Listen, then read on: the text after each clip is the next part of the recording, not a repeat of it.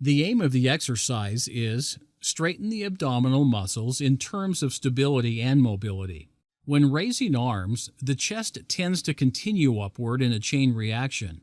To prevent this, we'll stabilize the lumbar spinal area.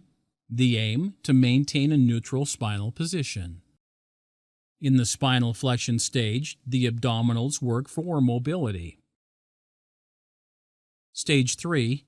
Torsoflexion through the hip joint.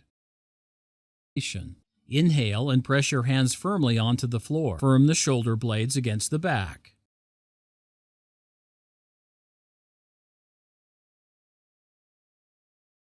Aside from the strength needed to raise the whole body on one leg, high mobility in the ankle and flexible hamstrings are necessary.